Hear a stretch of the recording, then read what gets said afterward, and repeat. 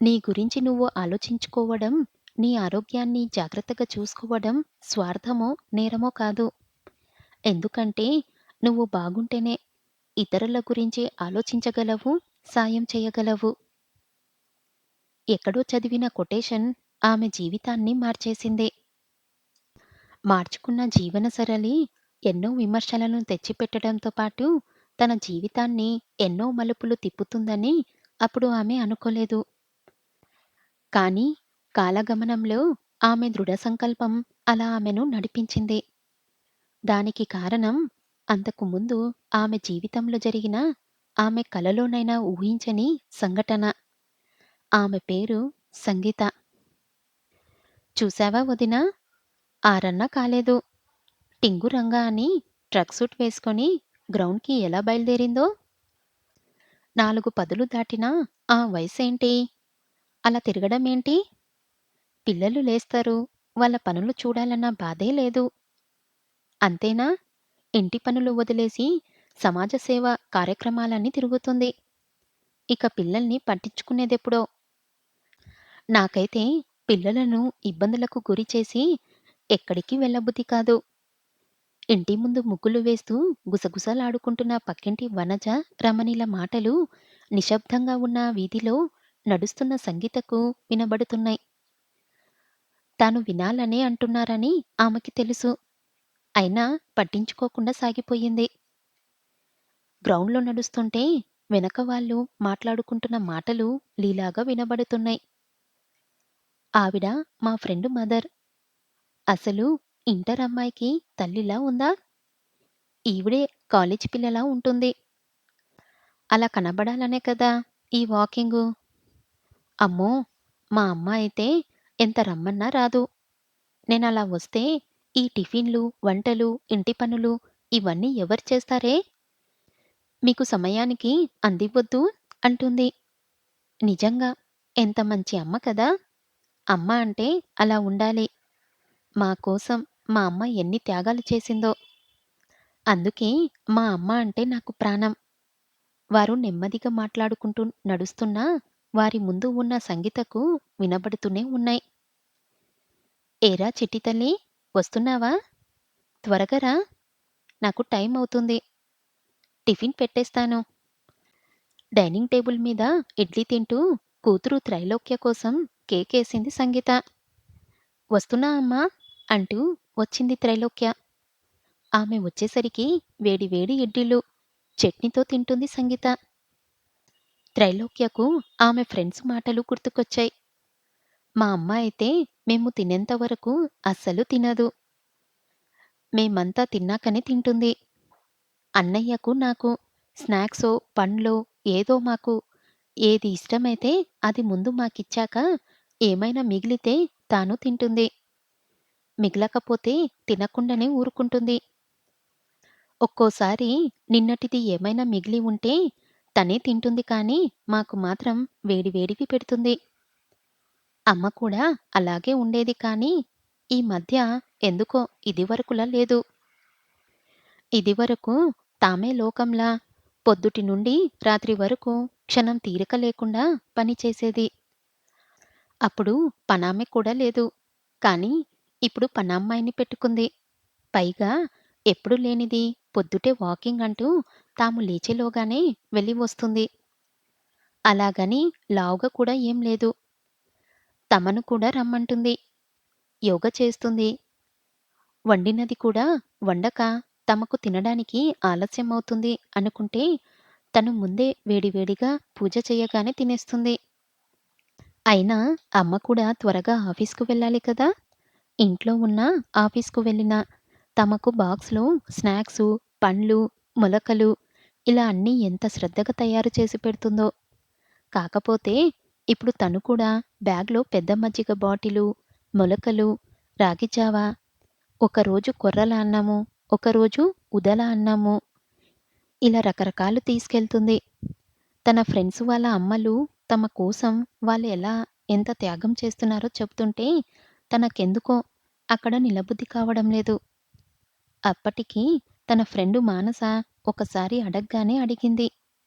ఏంటే, మేమింతగా మా అమ్మ గురించి చెప్తుంటే నువ్వేం మాట్లాడవేంటి? అని. ఎలాగో మాట తప్పించుకోవడానికి తను చాలా శ్రమ పడాల్సి వచ్చింది. అలాగని అమ్మ తమని పట్టించుకోవడం లేదని కాదుగా! తమ గురించి శ్రద్ధ తీసుకుంటూనే తన గురించి కూడా శ్రద్ధ తీసుకుంటుంది. అది తను సహించలేకపోతుందా? ఛీ! తప్పు కదూ! త్రైలోక్య వచ్చి కూర్చోగానే తనకు ఓ ప్లేట్‌లో ఇడ్లీ పెట్టింది సంగీత. తినేసి కాలేజ్‌కి వెళ్ళు తల్లీ. ఆఫీస్‌కి టైం అవుతుంది. అన్నయ్య క్లాస్‌కు వెళ్ళాడు. వచ్చి తిని బాక్స్ తీసుకెళ్తాడు. నేను అన్నీ సర్దిపెట్టి వెళ్తా. నాన్న ముందే వెళ్ళిపోయాడు కదా!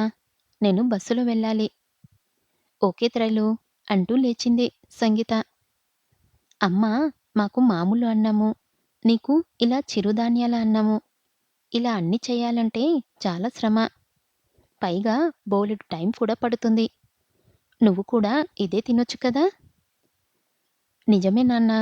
కానీ డాక్టర్ ఇది ఆరోగ్యానికి మంచిది అన్నాడు.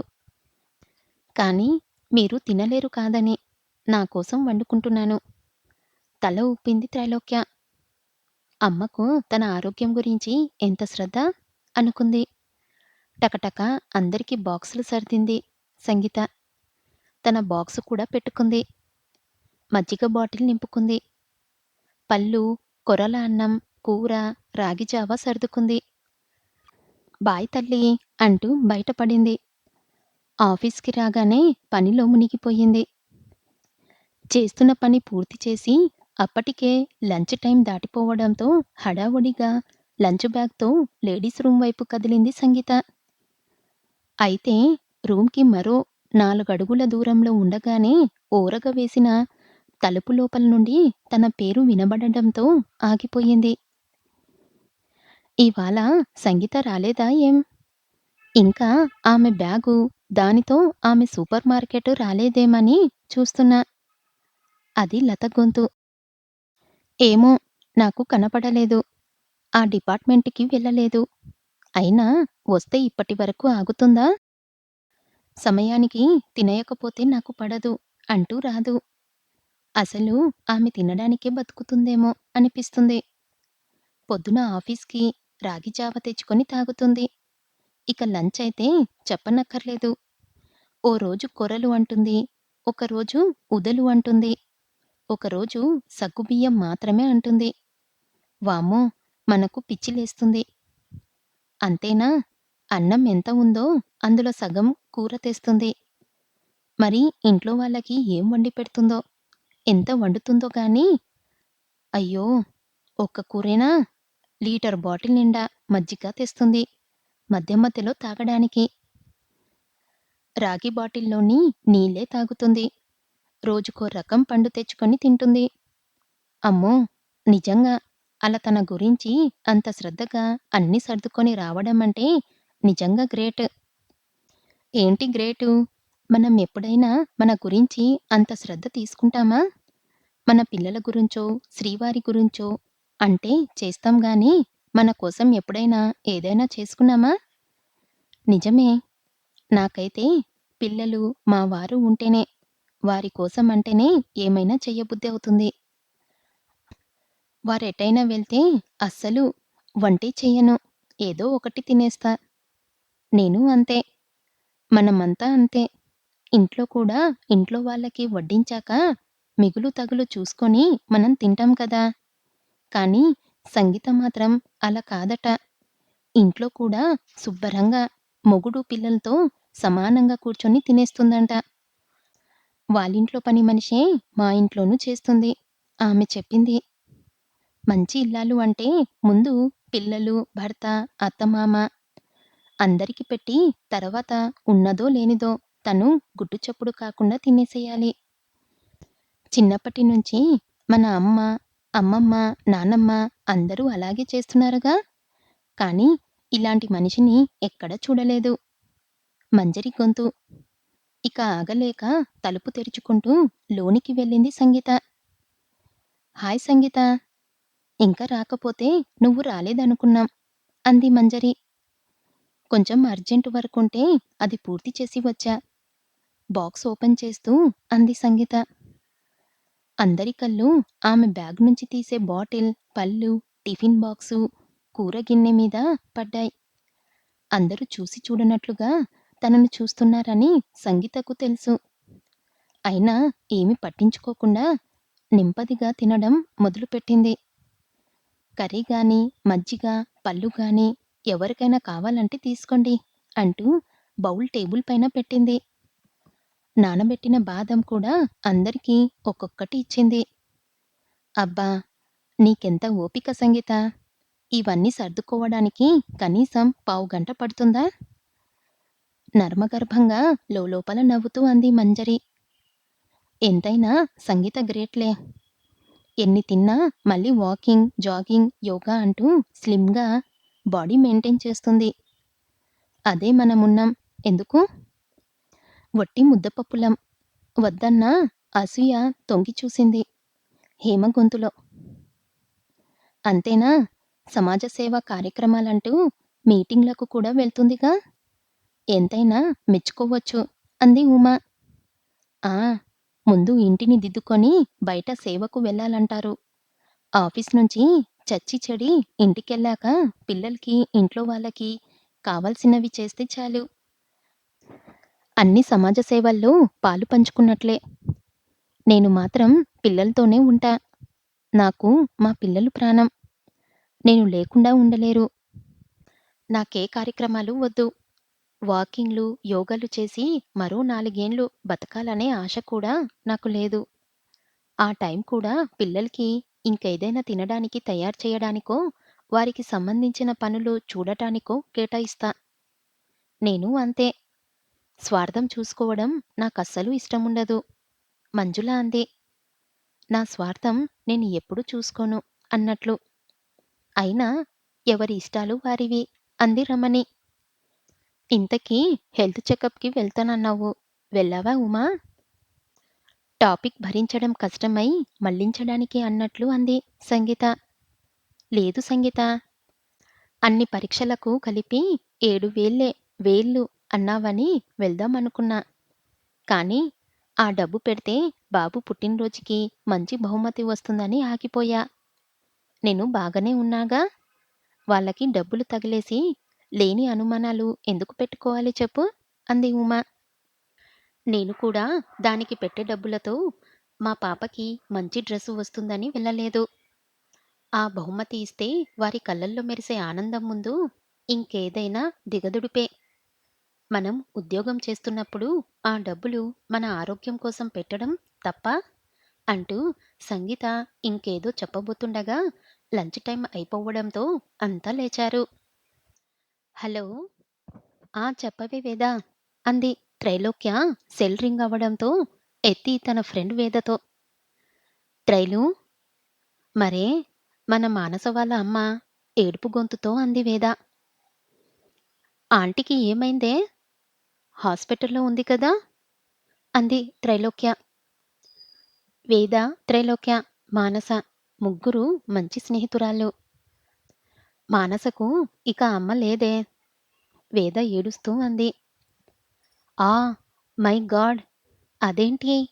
నిన్న బానే ఉంది కదా! ఇప్పుడెక్కడున్నారు? వాళ్ళింటికి తీసుకొచ్చారు.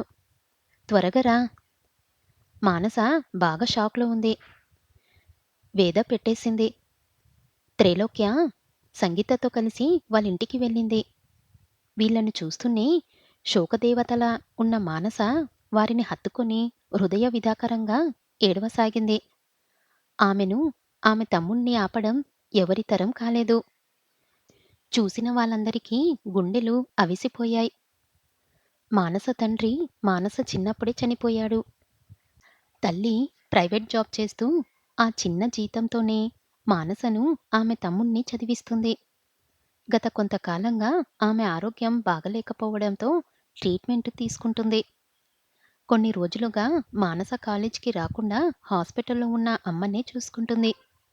ఇప్పుడు హఠాత్తుగా ఈ విషాద వార్త. పిల్లలు చిన్నవాళ్ళు కావడంతో వారికి ఏ విషయాలు తెలియవు. మానస అమ్మమ్మ, మేనమామలు కూడా ఆర్థికంగా అంత ఉన్నవాళ్ళేం కాదు. దానితో అక్కడ కొంచెం పెద్ద దిక్కుగా త్రైలోక్య తల్లి, తండ్రి అయిన సంగీత, శ్రీనివాసులే నిలబడ్డారు. అమ్మా! పాపం వాళ్ళు పేదవాళ్ళమ్మా! ఇప్పటికీ కార్యక్రమానికి కూడా డబ్బులు ఉన్నాయో లేవో. ఎందుకంటే వాళ్ళమ్మ హాస్పిటల్‌లో ఉంటే మందులకు, ఖర్చులకే డబ్బులు లేవని బాగా ఇబ్బంది పడింది మానస. మనం సాయం చేద్దామమ్మా! మానస ఏడుపు తట్టుకోలేని త్రైలోక్య ఏడుస్తూ అంది సంగీతతో. నువ్వు చెప్పాలమ్మా! నాన్న, నేను చూసుకుంటాం, బాధపడకు. సంగీత కూతుర్ని ఓదారుస్తూ అంది. మొత్తానికి సంగీత, శ్రీనివాస్, వేద వాళ్ళ తల్లిదండ్రుల సాయంతో ఆ రోజు కార్యక్రమం జరిగిపోయింది. సంగీతకి ఉత్తమ మహిళ అవార్డు వచ్చిందంట. నేను విష్ చేశాను. అయినా రాదు మరి. ఎప్పుడు చూసినా వాకింగ్, జాగింగ్, యోగా, సాహిత్యం, సమాజ సేవ అంటూ తిరగడమే తప్ప పిల్లల గురించి ఎప్పుడైనా పట్టించుకుందా? పిల్లల పుట్టినరోజుకు నేను ఖరీదైన గిఫ్ట్ ఇస్తే తనేమో డబ్బులన్నీ హెల్త్ చెకప్‌లకు ఖర్చు చేసి ఏదో ఇంట్లో తనే తయారు చేసిన పుస్తకం ఇచ్చిందంట. ఎప్పుడూ తన స్వార్థం తనదే. ఆడతనం, అమ్మతనం ఆవగింజంతైనా లేదు. వాళ్ళాయన కూడా ఆడంగి పనులన్నీ చేస్తూ ఆమెకి తందానతాన అంటుంటాడు. అయినా ఇల్లు వాకిలి పట్టని సంగీత లాంటి మనిషికి అవార్డు ఇవ్వడమేంటి? ఎందుకివ్వరు? సమాజ సేవ అంటూ పిల్లల్ని దత్తత తీసుకోవడం, మురికివాడలు ఊడ్చడం, అవయవ దానం, మహిళా సంఘాలంటూ తిరగడం ఎన్ని లేవు? ఇవి చాలవు? తన పిల్లల కన్నా మంది పిల్లల్ని బాగా చూసుకున్న మహిళగా అందరి మన్ననలను పొందడానికి ఎగతాళిగా అంది మంజరి. మనకే గుర్తింపు లేకపోతేనేం, మన పిల్లల సంతృప్తి ముందు ఏ అవార్డైనా దిగదుడిపే అనిపిస్తుంది నాకు. నిన్న మంత్రి చేతుల మీదుగా అవార్డు తీసుకుందని ఈవేళ సాయంత్రం మన ఆఫీసులో ఆమెకు సన్మాన కార్యక్రమం. అందులో ఆమెను పరిచయం చేసే బాధ్యత నాకే ఇచ్చారు. పొగిడినట్టే పొగిడి తన స్వార్థబుద్ధిని బయట పెడతా చూడండి, మంజరి అంది అక్కాసుగా.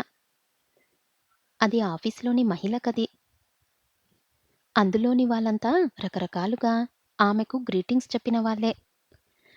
సాయంత్రం బ్రాంచ్ మేనేజర్, పై ఆఫీస్ నుంచి విచ్చేసిన అధికారి, సంగీత కుటుంబ సభ్యులు, ఆఫీస్ స్టాఫు, ముఖ్య అతిథి, జిల్లా కలెక్టర్, పత్రికా విలేకరుల మధ్య అభినందన సభ ఏర్పాటు చేయబడింది.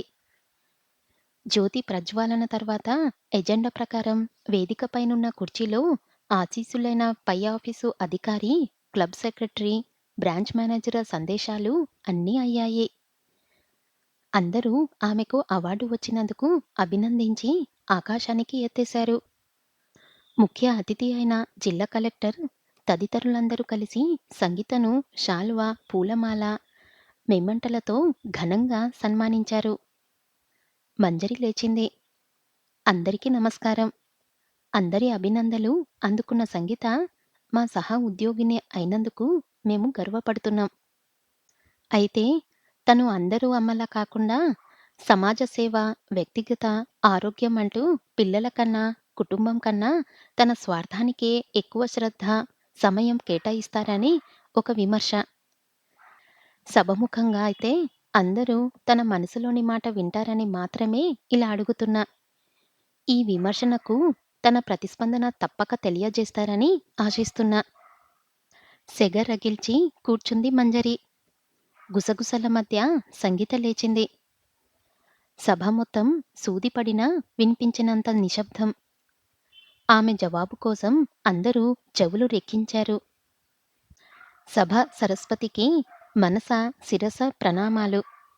ఈ అవార్డు ఇచ్చి నా బాధ్యత మరింత పెంచిన ప్రభుత్వానికి, నన్నాదరించిన మీ అందరికీ నా వందనాలు. నా ప్రియ నేస్తం చెప్పినట్లు నేను సమాజ సేవకే ఎక్కువ ప్రాముఖ్యత ఇస్తాను. కారం లేని కూర, ఆకారం లేని ఇల్లు, ప్రకారం లేని కోట, ఓంకారం లేని మంత్రము, చిత్తశుద్ధి లేని పూజ, పరోపకారం లేని జీవితం నిరర్థకం అంటారు. అందుకే అన్నిటికన్నా పరోపకారానికే ఎక్కువ ప్రాముఖ్యత ఇస్తాను. ఇక నాకు వ్యక్తిగత స్వార్థం ఎక్కువ అన్నారు. అది నిజమే. కారణం నాకు నా పిల్లలపైన, కుటుంబం పైన ఉన్న అవ్యాజనమైన అనురాగం. సభికుల పేదల చాటున నవ్వులు మొదలయ్యాయి. మంజరి వాళ్ళైతే బయటికే వంకర నవ్వు నవ్వారు. నిజమే. నిస్సందేహంగా పిల్లలపైన ప్రేమ ఉండే చేశాను. నాకు తెలుసు. నేను నా వ్యక్తిగత ఆరోగ్యం పట్ల ఎక్కువ శ్రద్ధ చూపుతున్నానని. దానికి కారణం నా జీవితంలో నేను కలల్లో కూడా ఊహించని ఒక సంఘటన. అదేమిటంటే, ఈ మధ్య నేను మా వారి బలవంతంపై హెల్త్ చెకప్‌కి వెళ్ళాను. దంపతులిద్దరూ ఒకేసారి చేయించుకుంటే కొంత తగ్గింపు ఉందనడంతో నేను వెళ్ళాను. అందులో నాకు క్యాన్సర్ ఉందని బయటపడింది. చాలా ఒత్తిడికి లోనయ్యాను. అక్కడ డాక్టర్ చెప్పిన విషయాలు నా మనసుని కదిలించి వేశాయి. ప్రతి 7 మహిళల్లో ఒకరికి క్యాన్సర్ ఉంది అంటే, ఆ వ్యాధి ఎంత ఘోరంగా ప్రబలిందో అర్థం చేసుకోండి. అంతేకాదు, భారతీయ మహిళ కుటుంబం పట్ల చూపే శ్రద్ధలో ఆవగింజంత అయినా తన ఆరోగ్యం పట్ల చూపకపోవడం వల్ల ప్రారంభ దశలో తెలుసుకోలేక, ముదిరిపోయిన తర్వాత ఏం చెయ్యలేక చాలామంది మహిళలు ప్రాణాలు కోల్పోతున్నారంట. ఒక్కసారి క్యాన్సర్ అని తెలిసినా ఆ వ్యాధి నివారణకు అయ్యే విపరీతమైన ఖర్చు భరించే స్తోమత లేక కొంతమంది, సమాజం చూసే చిన్నచూపు భరించలేక బయటకు చెప్పుకోలేక కొంతమంది, ఇలా రకరకాల కారణాల వల్ల చనిపోతున్నారంట. అంతేకాదు, మరే ఇతర వ్యాధి అయినా ఒక టెస్ట్ చేస్తే బయటపడుతుంది. కానీ ఈ క్యాన్సర్ మహమ్మారి మన శరీరంలో ఏ భాగానికైనా, అంటే కాలేయానికి, గర్భాశయానికి, రొమ్ములకు, ఇలా ఏ భాగానికైనా రావచ్చు. అలా అని టెస్టులు అన్ని భాగాలకు చేయించలేము కూడా. పైగా ఇది నొప్పి ఏమి లేకుండా చిన్నగానే మొదలవుతుంది. దానితో దాని గురించి మనం అంతగా పట్టించుకోము. కొంచెం అనుమానం వచ్చి పరీక్ష చేయించుకునేసరికి నివారించలేనంత ప్రబలింపోతుంది. మన భారతదేశంలో ఏ తల్లైనా తన ఆరోగ్యం గురించి పరీక్షలు చేయించుకోమంటే దానికి బదులు ఆ డబ్బులతో పిల్లలకు ఏవైనా కొని ఇవ్వొచ్చు కదా అని ఆలోచిస్తుంది కానీ, తాను ఆరోగ్యంగా ఉంటేనే పిల్లలను ఎక్కువ కాలం జాగ్రత్తగా చూసుకునే అవకాశం ఉంటుంది అని ఆలోచించదు. మన దేశంలో తప్పనిసరిగా ఆరోగ్య పరీక్షలు జరిపే విధానం లేదు. కానీ అదే కొన్ని దేశాల్లో, ఉదాహరణకు ఆస్ట్రేలియానే తీసుకుంటే, అక్కడ రెగ్యులర్‌గా ఆరోగ్య పరీక్షలు చేయించుకోకుంటే ముందు ఆ హాస్పిటల్ నుంచి, తర్వాత సిస్టర్, డాక్టర్ల నుంచి ఫోన్ వస్తుంది. ఒకవేళ అప్పటికి వెళ్ళకపోతే స్వయంగా ఇంటికే వచ్చి తీసుకెళ్ళి పరీక్ష చేస్తారు. ఇక్కడ కూడా అలాంటి విధానం రావాలి. ప్రజల్లో వారి ఆరోగ్యం గురించిన శ్రద్ధ పెరగాలి. ఇప్పుడున్న పరిస్థితులపై అవగాహన రావాలి. అందుకే నేను ట్రీట్మెంట్ తీసుకుంటూనే వారు చెప్పినట్లుగా యోగా, వాకింగ్, ఆహారపు అలవాట్లపైన శ్రద్ధ పెట్టాను. నేనొక్కదాన్నే కాదు, అందరికీ ఈ విషయాలు తెలియాలని దీనికి విస్తృత ప్రచారం కల్పించే కార్యక్రమంలో భాగంగా అన్ని చోట్ల ఈ విషయమై గణాంకాలతో సహా తెలిపే మేల్కొలుపు క్లాసులు నిర్వహించాను. ప్రస్తుతం ఆ విధంగా నన్ను నేను కాపాడుకొని క్యాన్సర్ నుంచి విముక్తురాలయ్యాను. నా కూతురి ఫ్రెండ్ మానస తల్లి జయ, తను కూడా ఆహర్నిశలు పిల్లల గురించి ఆరాటపడుతూ తన ఆరోగ్యాన్ని నిర్లక్ష్యం చేసింది. ఎంతగా అంటే చెకప్ చేయించుకోడానికి ఒక 2000 పెట్టి హాస్పిటల్‌కి వెళ్ళమన్నా, ఆ డబ్బులతో పిల్లలకు ఒక డ్రెస్ వస్తుంది. నా గురించి నేను అంత డబ్బు పెట్టుకోవడం అవసరమా? అనేది. కానీ దురదృష్టం, ఒక్కసారి అనారోగ్యానికి గురైన ఆమెను నేను బలవంతాన హాస్పిటల్‌కి తీసుకెళితే డాక్టర్ ఆమెకు క్యాన్సర్ అని, ఆలస్యమైనందున నయం కాలేనంత ముదిరిపోయిందని చెప్పారు. ఇప్పుడు తల్లిని కోల్పోయి వారెంత బాధపడుతున్నారో! నిజంగా పిల్లలపైన ప్రేమ ఉండటం అంటే ఏమిటి? మనం బతికి అంటూ ఉంటే వారికి కొత్త డ్రెస్సులు, బహుమతులు ఎన్నైనా కొనొచ్చు. అమ్మనాన్నలు కడదాకా ఆరోగ్యంగా ఉండి తమ అనుభవంతో అడుగడుగునా అండదండంగా ఉండటమే పిల్లలకు వాళ్ళు ఇవ్వగలిగే వెలలేని నిజమైన బహుమతి. ఈ విషయాన్ని గుర్తించని ఎందరో జయలు మన సమాజంలో నాకు కనిపించారు. ఆరోగ్యమైన ఆహారపూట అలవాట్లతో, వ్యాయామంతో ఆరోగ్యాన్ని తరిమివేయొచ్చు. తల్లినై వారికి ఆ లోటు ఎంతటిదో తెలుస్తుంది. నేను అలా తల్లి లేని బిడ్డనే. మా అమ్మ నా చిన్నప్పుడే అనారోగ్యంతో చనిపోయింది.